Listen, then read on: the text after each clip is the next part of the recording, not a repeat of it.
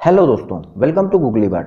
दोस्तों, आज हम पढ़ेंगे पर्यावरण अध्ययन के पार्ट 8 के बारे में, जो हमारा पूरी तरह से संबंधित होगा खेती और त्योहारों से। तो चलिए स्टार्ट करते हैं। आज हम सबसे पहले पढ़ेंगे खेती की लॉटरी के बारे में। क्या हुआ, आश्चर्यचकित रह गए ना? जी हाँ, मिजोरम के पहाड़ी क्षेत्र में खेती के लिए लॉटरी निकाली जाती है। मिजोरम के 3/4 लोग जंगलों से जुड़े हुए हैं और वह बांस के बर्तनों का प्रयोग करते हैं, जैसे कि कप का प्रयोग, किसी भी डब्बे का प्रयोग, किसी भी बर्तन का प्रयोग करते हैं, वह बांस से ही बना हुआ होता है। इनकी जो मुख्य फसल होती है वह चावल होती है।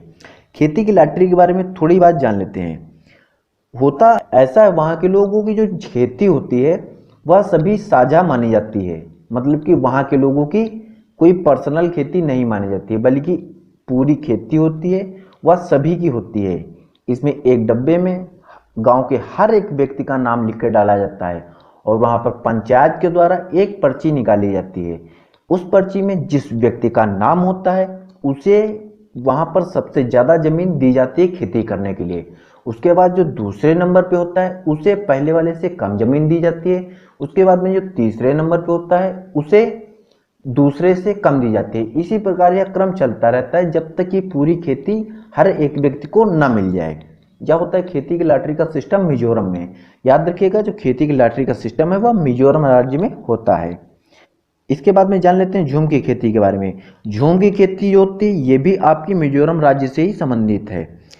इसमें होता क्या है, एक बार फसल पैदा कर लेते हैं, उसके बाद में जमीन पर कुछ साल, मतलब कि 2-3 साल उसी जमीन पर कुछ भी खेती नहीं करते हैं, उस जमीन पर कुछ भी पैदा नहीं करते हैं। जिसका परिणाम क्या होता है कि 2-3 सालों में बांस जगाते हैं, जंगल लाते हैं और वहाँ पर बहुत ही ज़्यादा खरपतवार आ जाती है। यह उस खरपतवार को उखाड़ के फेंकते नहीं हैं, यह उसे जला देते हैं। उसे जलाने से वह राख में कन्वर्ट हो जाता है और राख में बनने के कारण वह खाद का काम कर जाता है। फिर क्या करते हैं, इसके बाद यह खेतों की जुताई नहीं करवाते हैं, वह एक साथ कई तरह के बीजों को उसी प्रकार से उसी में बो देते हैं, जैसे कि मक्का, सब्जी, मिर्च, चावल, या कई तरह के बीज उन्हीं खेतों में डाल देते हैं। उसके बाद जब क्या होता है, जब फसल पक के तैयार हो जाती है, फसल पक के तैयार होने के बाद में ये अपने घरों में लाते हैं। घरों में लाने के बाद में ये लोग चिराव नृत्य करते हैं। तो याद रखिएगा, जो आपका चिराव नृत्य है वह आपका मिजोरम राज्य से संबंधित है और यह आपका कई एग्जाम में पूछा हुआ क्वेश्चन है। चिराव नृत्य आपका मिजोरम से संबंधित है। यह जब फसल पक जाती है उसके उपलक्ष्य में यह लोग खुशी मनाते हैं और चिराव नृत्य करते हैं। इसके बाद जान लेते हैं थोड़ा बाजरे के बारे में। देखिए, बाजरे की जो उत्पत्ति हुई थी, गुजरात राज्य के एक वानगाम जगह है, वहां से बाजरे की उत्पत्ति मानी जाती है। दोस्तों, यदि आप चैनल पे पहली बार विजिट कर रहे हैं तो चैनल को सब्सक्राइब कर लीजिएगा, बेल आइकन को दबाना बिल्कुल ना भूलिएगा, जिससे हमारे आने वाले वीडियोस के नोटिफिकेशन आप तक पहुंचते रहें। इसके बाद में जानेंगे प्याज की खेती के बारे में। प्याज की खेती जो होती है, सबसे ज़्यादा प्याज पैदा करने वाला भारत का राज्य है महाराष्ट्र। साल में 2 बार प्याज की खेती होती है, एक बार नवंबर के महीने में बोई जाती है, एक बार मई के महीने में। कर्नाटक में खेत की मिट्टी को नरम जिससे किया जाता है उसे खूंटी कहते हैं।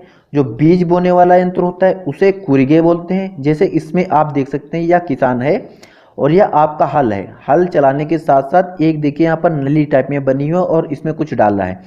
इसमें किसान बिया डालता है और वह हल चलाता रहता है, जिससे बिया लगातार गड़ता रहता है। और इसमें जो खरपतवार होती है, खरपतवार आप समझते होंगे, मतलब जो अनचाहे वृक्ष होते हैं, अनचाहे घास फूस होती है, जो हम खेतों में बोते तो नहीं है लेकिन वह स्वयं में ही उगाती है, वह होती है खरपतवार।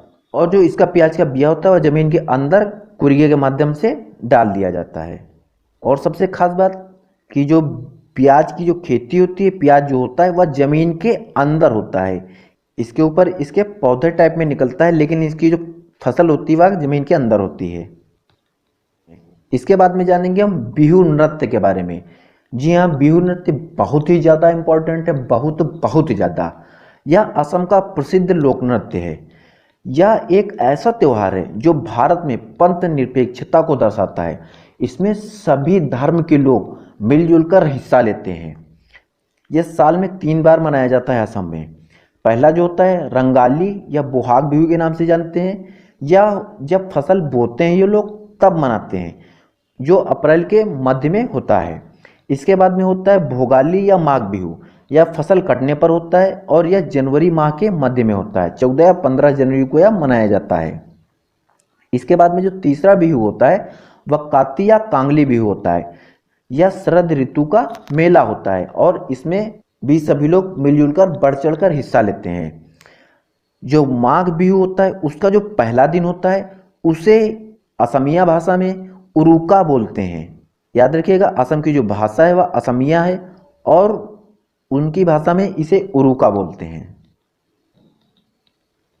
और यह पहले दिन एक अस्थायी शेड बनाते हैं, छप्पर बनाते हैं, जैसा कि आप इमेज में देख सकते हैं। इस प्रकार से ये लोग घर बनाते हैं। इसे कहते हैं भेला घर, जो घास फूस का बना हुआ होता है। इसके बाद में एक बोरा शब्द होता है। ये लोग बोरा क्या होता है, असम में जो चावल खाए जाते हैं उन चावलों की एक किस्म होती है जो पकने के बाद एक दूसरे से चिपक जाते हैं और उनको पकड़ने पर वो चिपचिपे महसूस होते हैं, वह होते हैं हमारे बोरा। तो याद रखिएगा, बोरा जो चावल की एक किस्म है। इसके बाद जानेंगे मधुमक्खी पालन के बारे में। मधुमक्खी पालन को हम जो बोलते हैं वह हमारा एपीकल्चर कहलाता है। सबसे पहले मधुमक्खी पालन के लिए ट्रेनिंग दी जाती है, जो भारत सरकार के द्वारा दी जाती है। बिना ट्रेनिंग के मधुमक्खी पालन के अनुमति नहीं होती है किसी को भी। अच्छा, इसमें होता क्या, इसमें मधुमक्खियों की सहायता से शहद प्राप्त किया जाता है। शहद कब होता है, तो इसी के जो खेती करने का सबसे अच्छा टाइम माना जाता है वह अक्टूबर से दिसंबर के बीच में माना जाता है, क्योंकि इस समय मधुमक्खियां जो है अपने अंडे देती हैं और शहद की मात्रा बहुत ही ज़्यादा मात्रा में होने की संभावना रहती है। जो मधुमक्खियां होती हैं, आप लोगों को पता होगा, फूलों के परागकणों से उठाकर वह शहद बनाती हैं। इसके साथ ही मधुमक्खियों का जो प्रिय होता है वह सबसे ज़्यादा प्रिय है लीची का फूल। मधुमक्खियों को बहुत ही ज़्यादा लुभाता है, या यह कह सकते हैं कि लीची के फूल बहुत ही ज़्यादा आकर्षित करते हैं मधुमक्खियों को। आपको पता होगा कि मधुमक्खियों में रानी मक्खी होती है, वह सबकी प्रधान होती है, लेकिन इसमें जो नर मक्खी होती है उसे निखट्टू के नाम से जाना जाता है। निखट्टू मतलब कि जो किसी काम का नहीं होता है। नर मक्खी का सिर्फ इतना काम होता है कि वह रानी मक्खी के साथ संभोग करता है और उसके बाद में वह मर जाता है। तो यह होगी आपकी मधुमक्खी पालन से संबंधित जानकारी। तो दोस्तों, आशा करता हूं आपको क्लास समझ में आई होगी और वीडियो अच्छा लगा होगा। यदि आपको वीडियो अच्छा लगा हो तो अपने दोस्तों में शेयर करना, वीडियो को लाइक करना, चैनल को सब्सक्राइब करना और बेल आइकन को दबाना बिल्कुल ना भूलिएगा, जिससे हमारे आने वाले वीडियोस के नोटिफिकेशन आप तक पहुंचते रहें। तब तक के लिए थैंक यू, धन्यवाद, जय हिंद, जय भारत।